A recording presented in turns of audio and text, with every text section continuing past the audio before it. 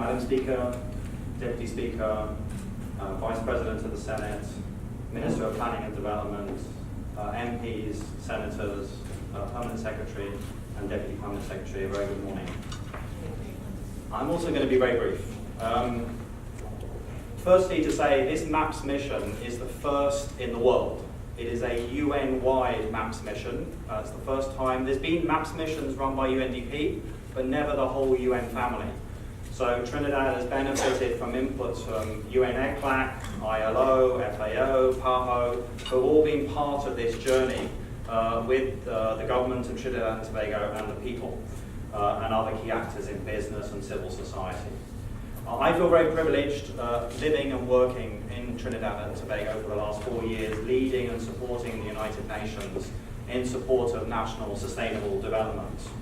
It's a very wonderful country to be in, and there's tremendous human talent leading and with the potential to further lead the country moving forward. It's also a context, obviously, we all know that's quite difficult at the moment because of the economic environment. But out of adversity represents, opportunity. And I think Vision 2030, which was tabled last Friday in Parliament, combined with the 17 SDGs brought into action, represents a huge opportunity for national development and for addressing challenging issues around sustainable development. So let's take the opportunity for the citizens and for the nation.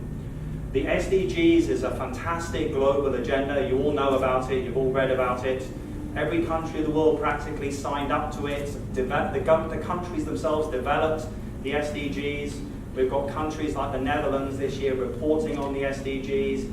Belize will be the first country in the Caribbean to support on SDG implementation this summer. So it's an agenda that's captured the imagination of the world, which is fantastic. Obviously, it's not an easy agenda, because you have to balance economic issues, social issues, and environmental issues. How do you do that? Now, you as policymakers, lawmakers, that's what you do. That's your job, to find the delicate balances to try and support national sustainable development.